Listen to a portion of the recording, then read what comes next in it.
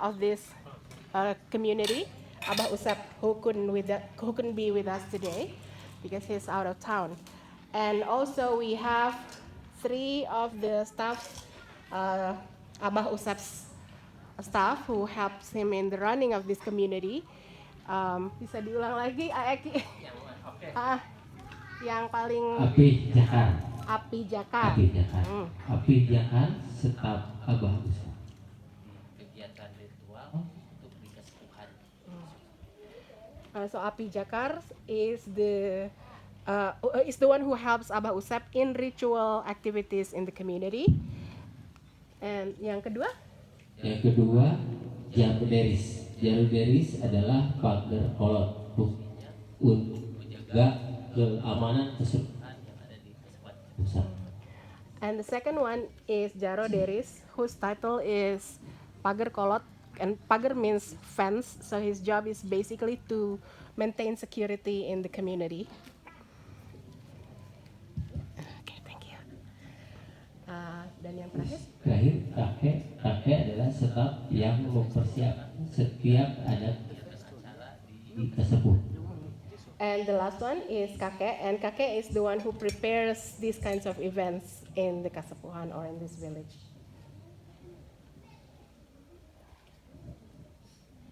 Okay, good question. They are preparing lunch for us. So you can enjoy the snacks first. Is that good? Would you like to ask question? Yes, if you have a question. Boleh ajukan pertanyaan? So, how long have they set up this cultural center? Like, when did they set it up and why? Okay. Sejak kapan pusat budaya Kasepuhan ini didirikan dan apa dasar-dasar atau alasan mengapa didirikan?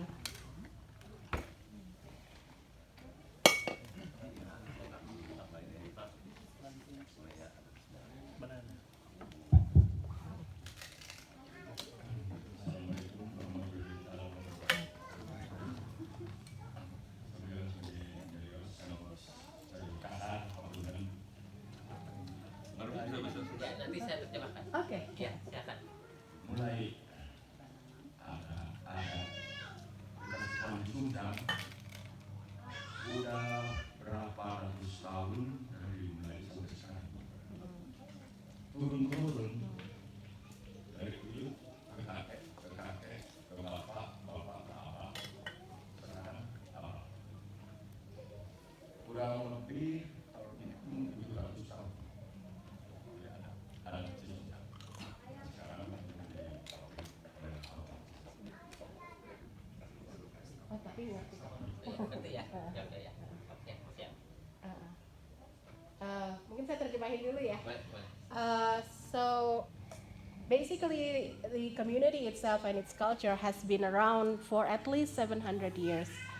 And their customs and traditions have been handed down for generations, basically from great-grandfathers to grandfathers to fathers and so on until Abah Usep who is now leading the community. Tapi kalau pusat kebudayaannya sendiri kemudian jadi seperti desa budayanya ini sendiri mulai ditetapkan kapan? Itu dengan sendirinya tidak ditetapkan karena ini kan warisan ya. Tidak ada SK yang menetapkan bahwa ini. Atau mungkin disetujui atau disepakati oleh penduduk gitu? Kapan sih? Jadi sudah ada semenjak desa belum ada, negara belum ada gitu. Sudah berdiri. Jadi 700 tahun yang lalu Kasepuhan ini sudah ada. Jadi turun temurun. Yang sekarang itu abah itu baru yang keempat. Tahil yang keempat. So basically this community and this village has been around since even before Indonesia existed. And Abah Usep is the 4th leader of this community. Yeah, that's basically what he was saying. What forest leader? Sorry? Fourth leader, yeah. 4th in line of the. But this land was occupied by the Dutch. I mean, do they want to talk about some colonial history and what changed during that time? Tapi kan Indonesia itu pernah dijajah ya, pernah dijajah oleh Belanda. Apakah selama penjajahan Belanda itu terjadi perubahan dalam budaya atau adat yang dipatuhi di sini? Jadi zaman penjajahan Belanda dulu kita tetap masih ada, tapi tidak tersentuh. Beliau ada di sini, tapi tidak mengganggu ke komunitas kita karena takut dan karena orang dulu itu apa ya mungkin spiritual yang tinggi, komunitas tradisional, jadi tidak tersentuh. Dan sampai hari ini komunitas ini masih ada dan ini generasi keempat karena dulunya usianya panjang-panjang. Okay. So basically during the Dutch colonial time, the community continued to thrive, but untouched. That's the word that he used, untouched. The Dutch feared this community due to their believed spiritual abilities and strong spiritual capabilities. Can I ask more questions? Boleh tanya lagi? So, what is the religious makeup of this community, and we can talk a little about their beliefs? Boleh tanya apa agama yang dianut oleh komunitas ini dan kepercayaan yang mungkin juga dipercayai oleh komunitas ini. Komunitas kita pure Muslim, 100% Muslim, Islam. So the community is 100% Muslims.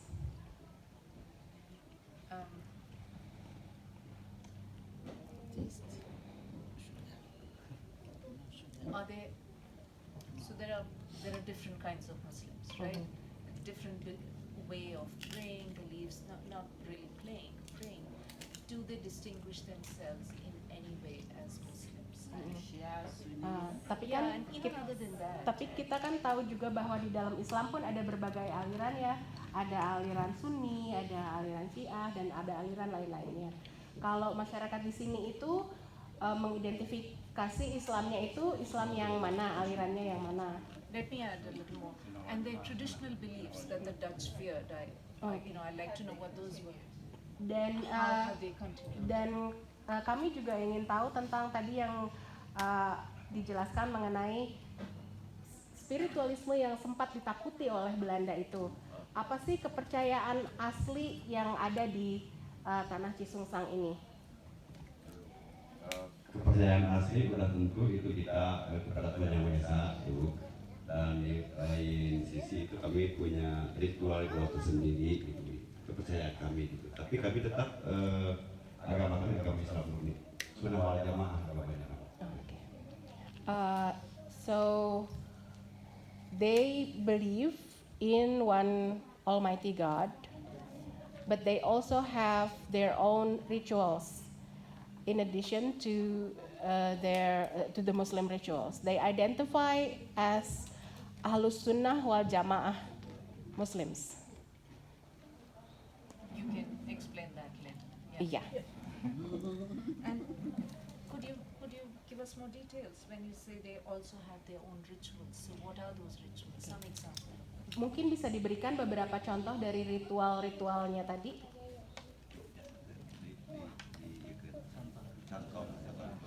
Contoh ritual.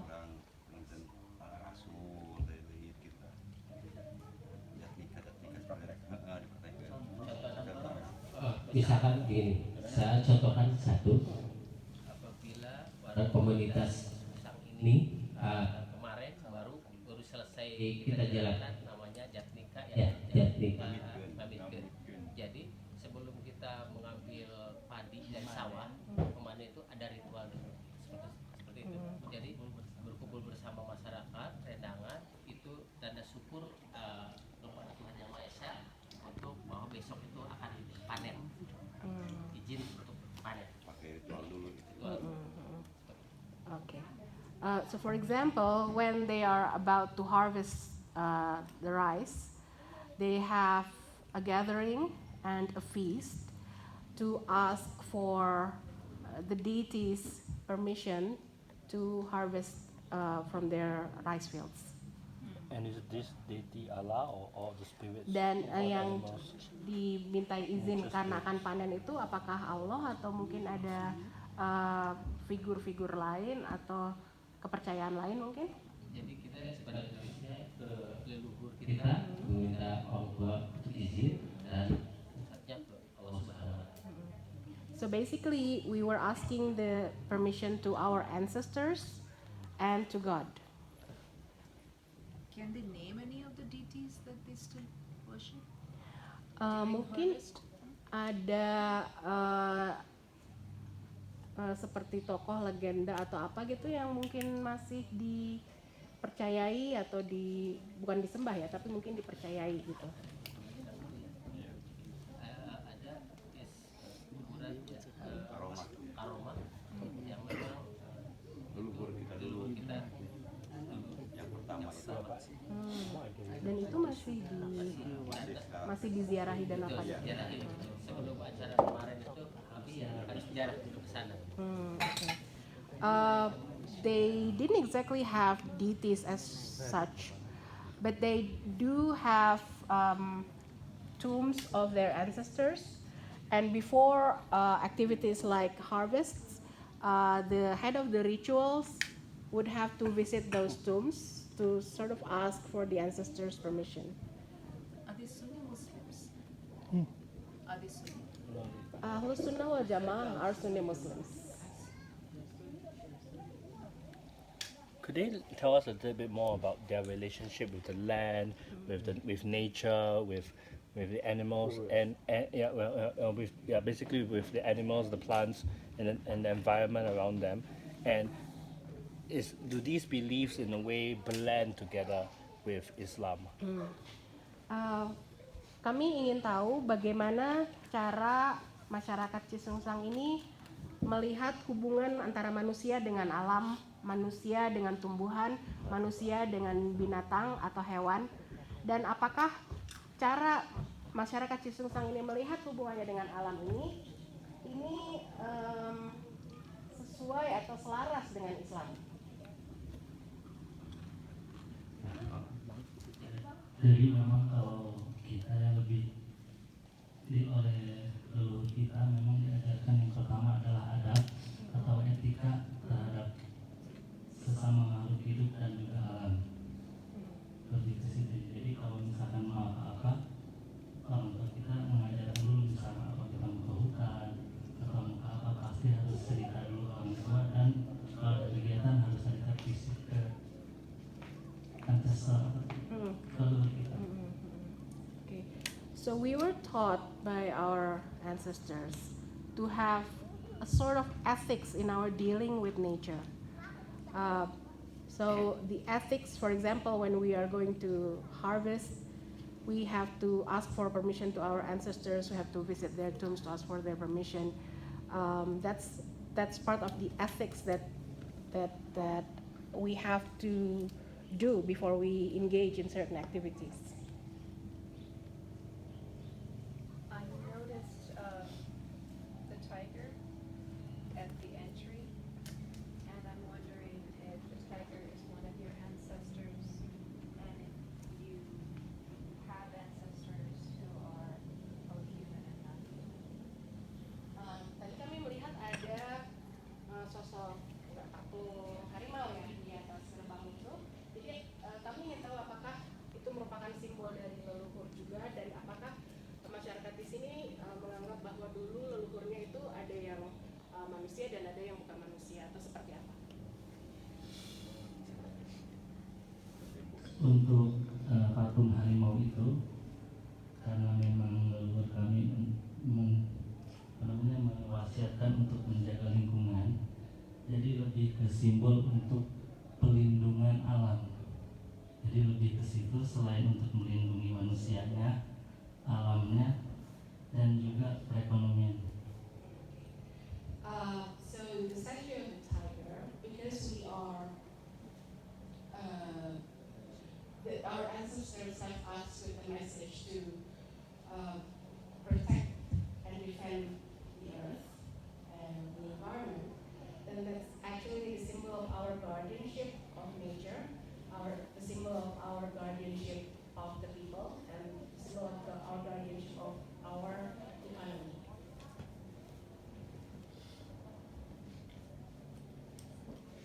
They can also talk about the relationship with the local government. The project is implemented in Mungkin bisa dijelaskan sedikit hubungan antara masyarakat Kasepuhan Cisungsang ini dengan pemerintah setempat, dalam hal ini mungkin di Banten ya, provinsi Banten. Hubungannya seperti apa dan apakah pemerintah setempat pernah punya rencana untuk menerapkan proyek tertentu di sini, dan kalau misalnya itu terjadi, respon atau tanggapan dari masyarakat di Cisungsang ini seperti apa? Jadi memang untuk hubungan kami dengan pemerintah itu cukup baik ya. Dengan misalkan dengan adanya pengembalian hutan adat ya yang kemarin diresmikan oleh Presiden, jadi kami dikembalikan yang sudah turun temurun itu akhirnya dikembalikan dan dikelola kembali oleh kami. Sebelumnya oleh Taman Nasional. Okay. So they have good relations with the local government, in this case the Banten province, and this is demonstrated in the government's decision to return the community's control over a part of the forest that used to be declared part of the Halimun Salak National Park. And this forest is then returned to the community for them to manage on their own. How many people are there? This community? Ada berapa keseluruhannya warga di komunitas ini? Yang terdata itu 12.000. Dan bedanya pemerintahan dengan Kasepuhan ini. Jadi kalau Kasepuhan ini boleh tempat di Bogor, Jakarta, Bandung, dan sekitarnya ada batas wilayah. Kalau pemerintahan ada wilayah batas yang teritorial pemerintahan. Kurang lebih 200.000 tersebar. Jadi yang di sini 12.000, tapi yang tersebar itu sampai 200.000. Iya.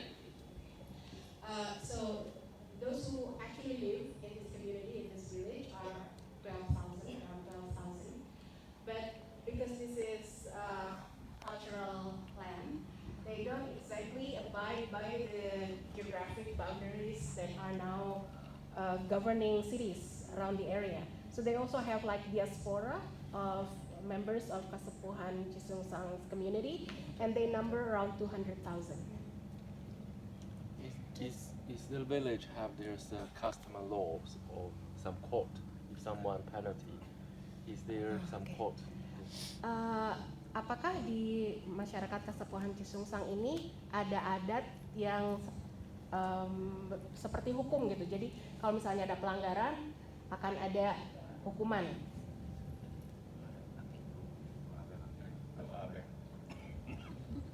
Jadi untuk aturan memang ada, yang utamanya itu terkait kepada padi ya. Jadi misalkan kalau padi itu kalau belum kita cukup tidak boleh dijual, dan untuk apa? Untuk hutan itu tidak boleh menebang sembarangan sebelum ke izin. Contohnya itu Izin dari siapa? dari Kasepuhan. Dari Kasepuhan. Jadi, so they basically have, for example, if they want to cut down trees, they would have to ask for the permit from the elders. And they also have, tadi yang pertama ada mengenai padi, okay. And most of their customary law centers around rice. So if they don't harvest enough for the community, they won't sell any of their rice to outsiders. So does that mean they're self-sufficient? So they eat their own food. Jadi apakah masyarakat Kasepuhan Cisungsang ini bisa dibilang swasembada? Jadi makannya memang dari yang dihasilkan dari tanah di sini saja, tidak perlu membeli dari luar. Jadi Cisungsang sendiri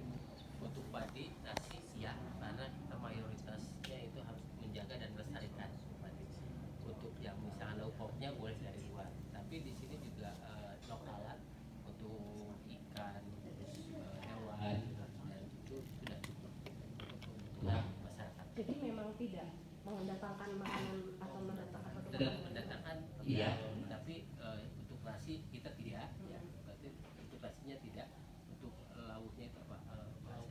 Lauk pauknya itu mendatangkan dari luar. So they're self-sufficient in terms of rice,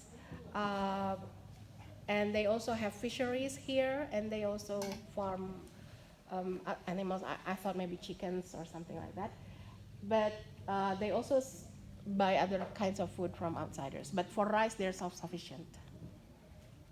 What about a conflict resolution? For example, there's stealing or something like that. How do they resolve it? Nah, di Kasepuhan Cisungsang ini, kalau ternyata ada sengketa, katakanlah ada pencurian atau apa, diselesaikannya sengketa itu seperti bagaimana?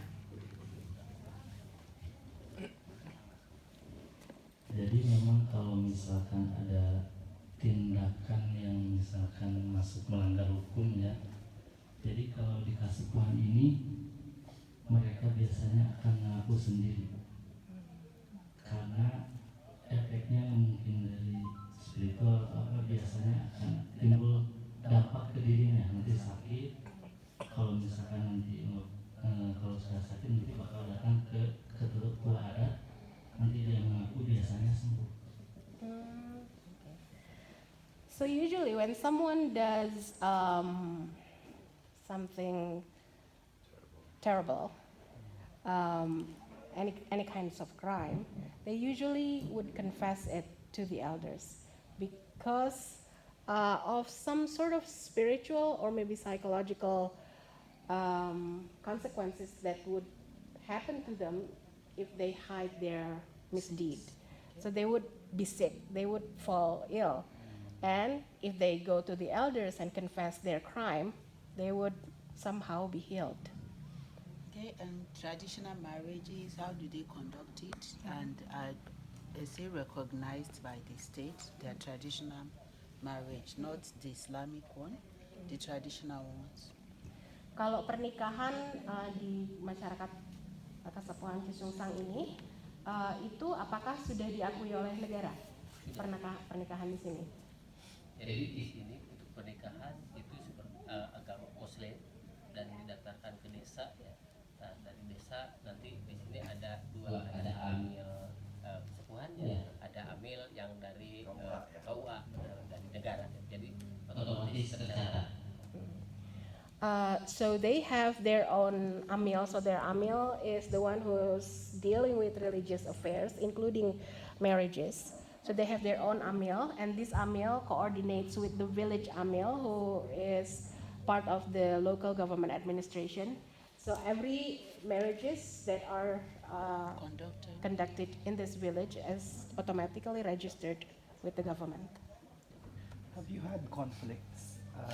If you can cite examples, if you had conflicts before in terms of decision making and customary laws with the government?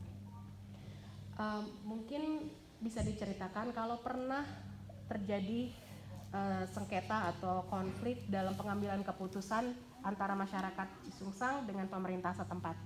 Pernah nggak sempat terjadi beda pendapat atau silang pendapat? Sampai hari ini kebetulan tidak pernah, tapi kita bisa contoh kecilnya. Kalau misalkan nanti karena warga desa Cisungsang adalah warga komunitas adat Cisungsang, jadi orangnya itu juga. Nah, secara administrasi dan secara adat dan kekeluargaan itu tidak ada yang bisa diperkarakan, artinya tidak ada yang konflikkan. Akhirnya tidak pernah terjadi. They have never had any conflict with the local government. And also because the administrative village, the residents of the administrative village of Cisungsang are members of the Cisungsang indigenous communities. They are by nature harmonious, and there are no conflicts within the community. I'd like to follow up a little about the message from your ancestor tiger and the understanding of the responsibility to care for Mother Earth, to understand how you care for the forests and the fish and the waters, but also your community's understanding from a spiritual perspective about what is happening now on the planet, on Mother Earth, with what has been called climate change, and loss of species and loss of ecosystems. So within your practice and understanding, what do you see or understand? Kami ingin tahu lebih mendalam mengenai apa yang diajarkan oleh leluhur dari masyarakat Kasungsang ini tentang bagaimana menjaga ibu pertiwi, menjaga ibu bumi, baik airnya, tanahnya, makhluk hidup di dalamnya, dan juga bagaimana pandangan masyarakat Cisungsang terhadap terjadinya perubahan iklim yang sekarang terjadi, banyaknya lingkungan yang sekarang semakin rusak. Bagaimana pandangan masyarakat Cisungsang mengenai hal ini? Pertama mungkin kami akan jelaskan mengenai tentang tadi hutan itu bagaimana ya. Jadi memang kami dari leluhur memang sudah diwasiatkan bahwa memang ada tempat-tempat yang memang diwasiatkan kami tidak boleh lakukan apapun. Misalkan batas-batas hutan, sungai yang tidak boleh kami ganggu. Jadi sampai sekarang kami akan selalu jaga karena memang makanya kemarin kami muslim tanah adat ya, kan untuk tetap mempertahankan warisan yang diturunkan leluhur kami. Untuk mengenai yang sekarang pemanasan global ya, kami memang cukup prihatin karena prihatinnya kami ingin menolong, namun karena di luar dari kewenangan kami, biarpun kami punya sistem yang secara temurun bagus, tapi kami tidak bisa memberi dampak ke yang lain karena mungkin aturan. So to answer your questions about protecting the forest, their ancestors had told the people of Cisungsang that there are certain areas of the mountain, certain areas of the forest, and certain areas of the river that are held hallowed or sacred, and they cannot be touched. Basically, you cannot do anything to these areas. So this is the practice that they are still doing to this day, and that's how they protect this ecosystem.